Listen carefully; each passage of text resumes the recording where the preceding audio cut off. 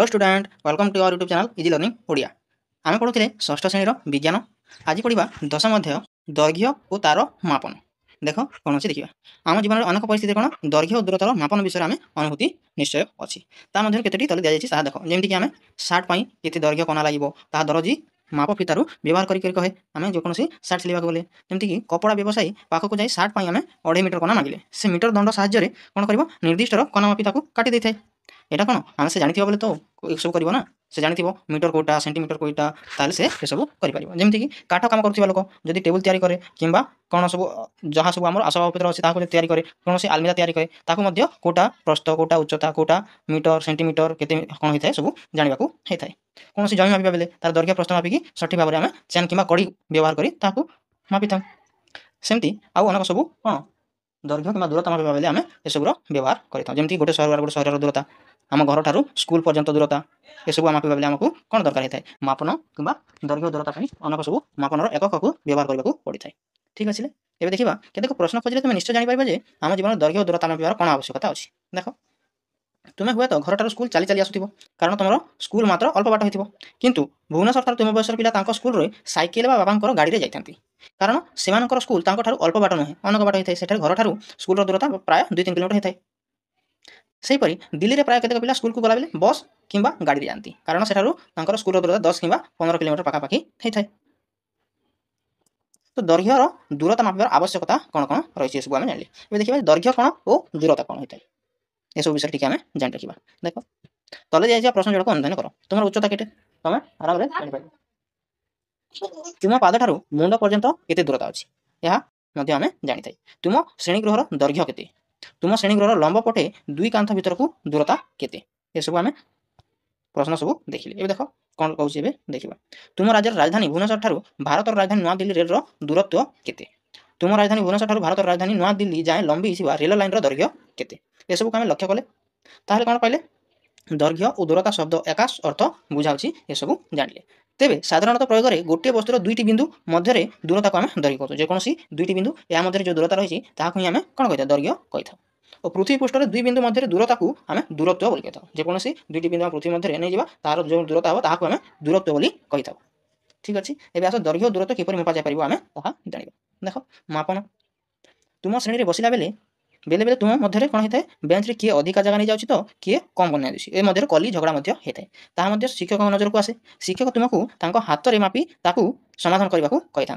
तुम्हें बर्तमान तुम बेंच को हाथ में मापी 2 भाग कर देख जो तुम हाथ में मापी हो किसी अंश बलि पड़ू कि तार समाधान किपर हो। देख आम जेकोसी हाथ में मापिले कौन हम मनकर ये गला ये 2 हाथ है किंतु ये मध्य जदि कौन मापा पड़ू ताकू आम कौन करवा ताकू आम केमी मापा से विषय में जापर 1 मीटर 2 मीटर 3 मीटर ये तो आम जानी नॉर्मल हिसाब से आम जानी 1 हाथ 2 हाथ 3 हाथ किंतु 1 हाथ 2 हाथ मध्य कौन अच्छी ताकू आम केमी जाना से विषय में जाना। देख देख ये तुम कम अच्छी बर्तमान तुम्हें गोटे सुतुली नहीं बेंचर दैर्घ्य पकाओ से ही सुतुली को जो बेंच में 2 गुण 2 मुंडे रोचे देख एमती अच्छी ये मुंड रखीदेव से 2टी गंठी पकईदेव ये गंठी पकईदेव मनकर यहाँ सुतुली ये बेंच रोचे सेमती आम कौन गंठी पकईदेव तापर मझी अंश को ठीक कर 2टी अंशर मझी अंश टी आम ठीक करवा मनकर ये पड़ा तार मझी अंश ये पड़ा ये ठीक करदे सुतुली दैर्घ्य दिगरे पकई जो सुतुली मझी अंश स्थिर अच्छे से ठीक हम देख एमती रखीदा मध्य जोटा हम ये एपटे गोटे जन हम एपटे आउ जनकर एमती आम 2 भाग में भाग करवा ताहा पाऊँ एपटे जन बस एपटे जन बस आम एमती निर्णय कर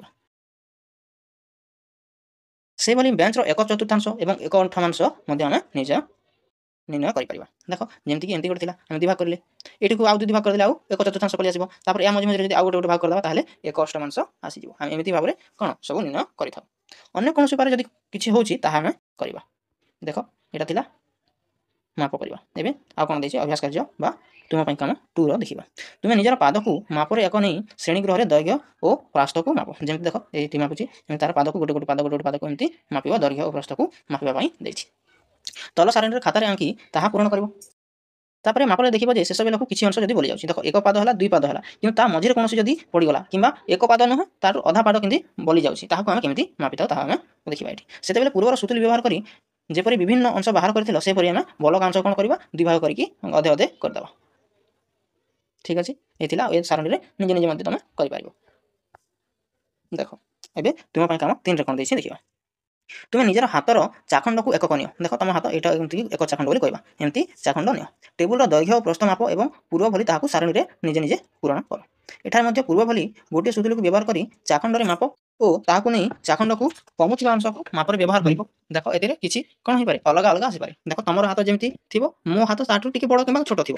ତାମାନେ ହାତର ଅଲଗା ଅଲଗା ହାତର ମାପ ଅଲଗା ଅଲଗା ହେଇଥାଏ। ସେଥିପାଇଁ ତମର କିଛି ଅଲଗା ଆସିବ ଆଉ ମୋର କିଛି ଅଲଗା ଆସିପାରେ। ସେଥିପାଇଁ ଆମକୁ ଏହାକୁ କ'ଣ ଗୋଟେ ମାନନ ଏକକ ହିସାବରେ ଆମେ ନେଇପାରିବା ନାହିଁ ହାତର ଚାଖଣ୍ଡକୁ। ଏହି କାର୍ଯ୍ୟରେ ତୁମେ ଜାଣିଲ ଯେ ତୁମ ପାଦକୁ ଏକକ ରୂପେ ଶ୍ରେଣୀଗୃହର ଦୈର୍ଘ୍ୟ କିମ୍ବା ପ୍ରସ୍ଥ ମାପିଥିବ। ଠିକ୍ ଅଛି। ସେହିଭଳି ହାତର ଚାଖଣ୍ଡକୁ ବ୍ୟବହାର କରି ଟେବୁଲର ଦୈର୍ଘ୍ୟ ପ୍ରସ୍ଥ ମଧ୍ୟ ସମାନ ହୋଇନଥିବ। କାରଣ ଏବେ ମୁଁ କହିଲି ଅଲଗା ଅଲଗାଙ୍କର କ'ଣ ହାତର ଚାଖଣ୍ଡ ଅଲଗା ଅଲଗା ସାଇଜ୍ର ଆସିଥିବ। କାହାର ବଡ଼ ହୋଇଥିବ, କାହାର ଛୋଟ ହୋଇଥିବ। ଯେହେତୁ ତୁମ ସାଙ୍ଗର ପାଦ ଚାଖଣ୍ଡ ତୁମ ସହିତ ପାଦ ଚାଖଣ୍ଡର ସମାନ ନୁହେଁ, ତେଣୁ ଏପରି ହେଲା। ସେ କଥା ହିଁ କହୁଛି। ତେଣୁ କୌଣସି ଭୌତିକ ମାପନ ପାଇଁ ଏହିପରି ପାଦ ଚାଖଣ୍ଡ ବ୍ୟବହାର ହେଲେ ସେମାନେ ମାପକୁ ଅନ୍ୟମାନେ ଗ୍ରହଣ କରିବେ ନାହିଁ। କାହିଁକି ଗ୍ରହଣ କରିବେ? ଦେଖ ଯେକୌଣସି ମାପିବାର ଥିବ, ତମର ହାତ ଏତେ ହେଉଥିବ, ମୋର ହାତ ଏତେ ବଡ଼ ହେଉଥିବ, ତମେ ସେସବୁକୁ ହଁ କରିବ, ମୁଁ ଏତିକି ତମେ ଏତିକି କହିଲେ ହଁ କରିବ? ନାହିଁ, କରିବ ନାହିଁ। କାହିଁକି ନା ତମ ହାତ ଠାରୁ ମୋ ହାତ ବଡ଼ ହୋଇଥାଏ। ତେବେ ଆଗକାଳର ପାଦ ଦୈର୍ଘ୍ୟ, ଚାଖଣ୍ଡ ଏବଂ ହାତର ଦୈର୍ଘ୍ୟର ଦୂରତା ମାପିବାର ଏକକ ରୂପେ ବ୍ୟବହାର ହେଉଥିଲା। ଏସବୁ ଆଗରୁ ହେଉଥିଲା। ଇତିହାସରେ ଏସବୁ ଆମେ ଜାଣିଛେ। ସିନ୍ଧୁ ସଭ୍ୟତା ବେଳେ ଲୋକମାନେ କିପରି ମାପ ପ୍ରଣାଳୀ ବ୍ୟବହାର କରୁଥିଲେ। ଆମେ ଏସବୁ ଉଦାହରଣ ଜାଣିପାରିଲେ ଯେ ଭିନ୍ନ ଭିନ୍ନ ଲୋକର ହାତ, ଚାଖଣ୍ଡ ଓ ପାଦରେ ଆମେ କୌଣସି ସ୍ଥିର ମାପନ ଆମେ ଜାଣିପାରିବା ନାହିଁ। ସେଥିପାଇଁ ସମସ୍ତଙ୍କର ଗୋଟିଏ ମାନକ ଏକକ ବ୍ୟବହାର କରିବାକୁ ପଡ଼ୁ। ଏହି ସମସ୍ତ କାର୍ଯ୍ୟରୁ ଆମେ ଏହା ଜାଣିପାରିଲେ।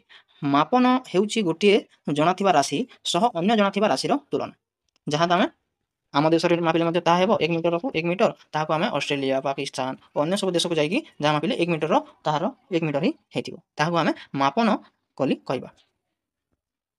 ଯେମିତି ଦେଖ 1 କେଜି, 1 କେଜି ଗୋଟିଏ ତମେ ଏମିତି ଥିବାର ଦେଖିଥିବ। ତାହାକୁ ଗୋଟେ ପାଖରେ ରଖି ଆମେ ଅନ୍ୟ ସବୁର ୱେଟ୍ ତୁଲେଇଥାନ୍ତୁ। ଆମେ ଗୋଟେ ପଟ ଦେଖି ଅନ୍ୟ ସବୁର ୱେଟ୍କୁ ଆମେ ତୁଲେଇ ଥାଉ। ସେମିତି ଅନ୍ୟ ସବୁ ମାପିଥାଉ। ଆନ୍ତର୍ଜାତିକ ଏକକ ପଦ୍ଧତି କହିଲେ କ'ଣ ବୁଝିବା? ଦେଖ ପୂର୍ବରୁ ଆମେ ଜାଣିଲେ ଯେ ପୃଥିବୀର ଭିନ୍ନ ଭିନ୍ନ ସମୟରେ ଭିନ୍ନ ଭିନ୍ନ ଅଞ୍ଚଳରେ ଗୋଟିଏ ନିର୍ଦ୍ଦିଷ୍ଟ ଭୌତିକ ରାଶିର ମାପନ ଭିନ୍ନ ଭିନ୍ନ ଏକକର ହୋଇଥାଏ। ଏହା ବୈଜ୍ଞାନିକ ଗବେଷଣା ବାଧା ସୃଷ୍ଟି କରୁଥିଲା। ଦେଖ ତମ ପାଖରେ ଯେଉଁଟା ଥିବ ମାପନ, ସେଇଟା ଅଲଗା ଦେଶରେ ଅଲଗା ଥିବ। ଯେଉଁଟା ମୁଁ କିଛି ସମୟ ପୂର୍ବରୁ କହୁଥିଲି, ତାହେଲେ ଆମକୁ କ'ଣ ହେବ? ଅସୁବିଧା ହେଇଯିବ। ତେଣୁ କ'ଣ କହିବା? ପୃଥିବୀର ବୈଜ୍ଞାନିକମାନେ ଜାଣିଲେ ଆଉ ତାହାକୁ ଗୋଟିଏ ପ୍ରକାର ମାନକ ଏକକ ମାପନ ପଦ୍ଧତି ଗ୍ରହଣ କଲେ। ତାହାକୁ ଆମେ ଆନ୍ତର୍ଜାତିକ ଏକକ ପଦ୍ଧତି ବୋଲି କହିଥାଉ। ଦେଖ ଯେମିତି ଏମିତି ଗୋଟେ ସ୍କେଲ୍ ଥାଏ। ତମେ ସ୍କେଲ୍ ତ ଦେଖିଥିବ, ତାର ବ୍ୟବହାର ମଧ୍ୟ ଜାଣିଥିବ। ଏମିତି 1ରୁ 15 ସେଣ୍ଟିମିଟର ପର୍ଯ୍ୟନ୍ତ ଏଇଟା ଥାଏ। ଏଇଟା ହେଉଛି କ'ଣ ଆନ୍ତର୍ଜାତିକ ମାପନ ବୋଲି କହିବା ଆମେ। ତାହା ଅନ୍ୟ ସବୁ ଦେଶକୁ ଯାଇକି କଲେ ମଧ୍ୟ ଏସବୁର ମାପନ ସମାନ ଆସିଥିବ। ଯେମିତିକି ଏକକ ହେଉଛି, ଏହାର ଦୈର୍ଘ୍ୟର ଏକକ ହେଉଛି ମିଟର। 1 ମିଟର ଜାଣିଛେ ଆମେ, ତାର 100 ସେଣ୍ଟିମିଟର ସହିତ ସମାନ ହେଇଥାଏ। ଦେଖ ସେଇଟା ଏଠି ବି ଲେଖା ହେଇଛି। 1 ମିଟର ସ୍କେଲ୍ରୁ ନେଇକି ଆମେ ଯଦି ପରୀକ୍ଷା କରିବା, ତାହେଲେ 100 ଭାଗ କରିବା। 1 ମିଟରକୁ ଆମେ ଏମିତି 100 ଭାଗ କରିବା, ତାହେଲେ ଗୋଟେ ଭାଗ କେତେ? 1 ସେଣ୍ଟିମିଟର ଲେଖାଏଁ ହେବ। ସେ କଥା ହିଁ କହୁଛି। 1 ମିଟରକୁ 100 ସେଣ୍ଟିମିଟର ହେବ। 1 ସେଣ୍ଟିମିଟରକୁ ଯଦି ଆମେ 10 ଭାଗ କରିବା, ତାହେଲେ ଗୋଟେ ମିଲିମିଟର ସହିତ ସମାନ ହେବ। ସାଧାରଣତଃ ଦୂରତା ମାପିବାର ବୃହତ୍ତର ଏକକ ହେଉଛି କିଲୋମିଟର। ଆମେ ଯେଉଁଟା 1000 ମିଟର କହିଥାଉ। 1 କିଲୋମିଟର ଇଜିକାଲ୍ ଟୁ 1000 ମିଟର ହେଇଥାଏ। ଆଉ ଗୋଟେ ଦେଖ ଏଥିରେ କିଛି କନଭର୍ଜନ ଦେଇଛି, ତ ତମେ ନିଜେ ନିଜେ ମଧ୍ୟ କରିବ। ଦେଖ ଯେମିତି 1 ମିଟରକୁ 100 ସେଣ୍ଟିମିଟର। 2 ମିଟର କେତେ ସେଣ୍ଟିମିଟର ହେବ? 200 ସେଣ୍ଟିମିଟର ହେବ। 29 ମିଟର କେତେ ସେଣ୍ଟିମିଟର ହେବ? 2900 ସେଣ୍ଟିମିଟର ହେବ। 2 ମିଟର 25 ସେଣ୍ଟିମିଟରକୁ କେତେ ସେଣ୍ଟିମିଟର ହେବ? 2 ମିଟର 25 ସେଣ୍ଟିମିଟର ହେବ। ସେମିତି ତମେ ଏଠି ମଧ୍ୟ ଲେଖିପାରିବ। ଯେମିତିକି 500 ସେଣ୍ଟିମିଟରକୁ 5 ମିଟର, ଏତିକି ସେଣ୍ଟିମିଟରକୁ 34 ମିଟର ଓ 00 ସେଣ୍ଟିମିଟର ବୋଲି ଆମେ ଲେଖିପାରିବା। ତାପରେ ଏଇଟା ଅଛି 40 ମିଟର ଓ 27 ସେଣ୍ଟିମିଟର ବୋଲି ଆମେ ଲେଖିବା। ଦେଖ ମାପନ ବେଳେ ସତର୍କତା କେମିତି ଆମେ ଅବଲମ୍ବନ କରିବା କଥା। ସ୍କେଲରେ ଯଦି ଆମେ ମାପୁଛେ, ତାହେଲେ ମୁଣ୍ଡର ବସ୍ତୁର ଆରମ୍ଭ ମୁଣ୍ଡ ସହିତ ଠିକ୍ ଭାବରେ ମିଶାଇ ନ ରଖିଲେ ଆମର ପାଖରେ ନିଶ୍ଚିତ ତ୍ରୁଟି ରହିଯିବ। ଦେଖ ଏମିତି ଯଦି ଗୋଟେ ସ୍କେଲ୍ ଅଛି, ଆମେ ଯଦି ତାର ଷ୍ଟାର୍ଟିଂ ପଏଣ୍ଟକୁ 0ରେ ନ ରଖି ଆମେ 2, 3, 4, 5ରେ ରଖିବା, ତାହାର ଆମେ କ'ଣ ହେବ? ଅନେକ ଭୁଲ ସବୁ ନିର୍ଦ୍ଧାରଣ ହେଇଥିବା ମାପ ବାହାରିବ। ଦେଖ ଯଦି ଆମେ ଏମିତି ନ ରଖିକି ଏମିତି ବଙ୍କା ହେଇକି ରଖିବା, ତାହେଲେ ମଧ୍ୟ ଆମର ଯାହା ମାପା ହେଇଥିବ ତାହା ସଠିକ୍ ବାହାରିବ ନାହିଁ। ଦୈର୍ଘ୍ୟ ମାପ ବେଳେ ସ୍କେଲଟିକୁ ସହ ଲଗାଇ ରଖାଯାଇଛି। ସ୍କେଲଟି ବସ୍ତୁ ସହ ଲଗାଇ ରଖାଯାଇଛି। ତ ମଧ୍ୟରେ 10.4 ଦେଖ, এই 10.4 ଦେଖ କରେ କେମିତି ଅଛି ଆଉ ଖରେ କେମିତି ଅଛି। এটা ସିଧା ରହିବା କଥା, କିନ୍ତୁ ଏଥିରେ କେମିତି ବଙ୍କା ହେଇକି ଅଛି। ସେଇଟା ଭୁଲ କରିବା ପାଇଁ ଆମେ ଯେମିତି ସତର୍କତା ଅବଲମ୍ବନ କରିବା ତାହାର ବିଷୟରେ କୁହାଯାଇଛି ଏଠି। ଦୈର୍ଘ୍ୟ ମାପିବା ବେଳେ ଚକ୍ଷୁର ଅବସ୍ଥାନରେ ମଧ୍ୟ ସତର୍କତା ଅବଲମ୍ବନ କରିବା କଥା, ଯାହାକି 10.5କୁ ଆମେ ଲକ୍ଷ୍ୟ କଲେ ଜାଣିପାରିବା। ଦେଖ ଦୈର୍ଘ୍ୟ ମାପିବା ବେଲେ ଚକ୍ଷୁକୁ ଠିକ୍ ଅବସ୍ଥାନରେ ଯଦି ନ ରଖିବା ତାହେଲେ ମଧ୍ୟ ଭୁଲ ହେବାର ଅଧିକ ସମ୍ଭାବନା ରହିଥାଏ। ଯେମିତି ଦେଖ ଏଠି 3 ଜଣ ଅଛନ୍ତି 1 2 3 ଦେଖ 3 ନମ୍ବର ଥିବ ତାହେଲେ ତାହାକୁ କ'ଣ ଦେଖାଯିବ ଏମିତି 5 ଦେଖାଯିବ। ଯଦି 1 ନମ୍ବର ଯଦି ରଖିବା ଏମିତି ଯଦି ଦେଖିବ ତାହେଲେ କ'ଣ ଦେଖାଯିବ ଏହାକୁ 6 ଦେଖାଯିବ। କିନ୍ତୁ ମଝିରେ ଯିଏ ଥିବ ତାହାକୁ 5.5 ସଠିକ୍ ଭାବରେ ଦେଖାଯିବ।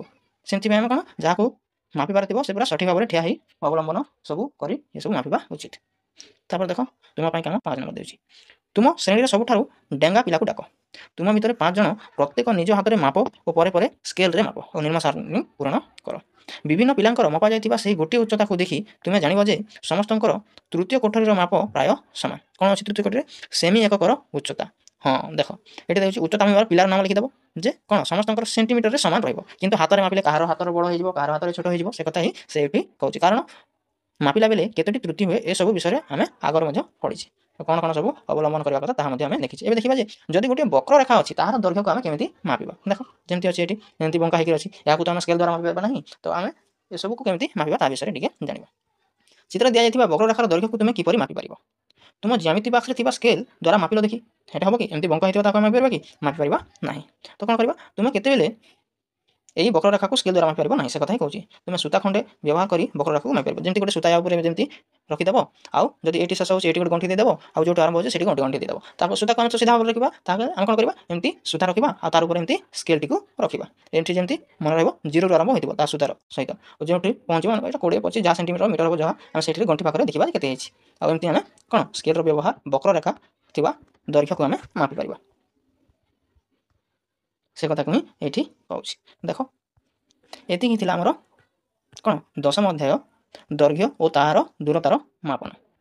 ଠିକ୍ ଅଛି ପିଲାମାନେ, ଯଦି ଆମର ପଢ଼ା ଭଲ ଲାଗୁଥିବ ଆମର ସବୁ ବୁଝା ପଡ଼ୁଥିବ ତାହେଲେ ଗୋଟେ ଲାଇକ୍ କରିବ, ସାଙ୍ଗମାନଙ୍କ ସହିତ ସେୟାର କରିବ ଓ ଆମର ଚ୍ୟାନେଲକୁ ସବସ୍କ୍ରାଇବ୍ କରିକି ରଖିବ। ଯାହାଫଳରେ ପରବର୍ତ୍ତୀ ଯେଉଁ ସବୁ ଭିଡ଼ିଓ ଆସିବ ତାହାକୁ ତୁମେ ଆରାମରେ ଦେଖିପାରିବ।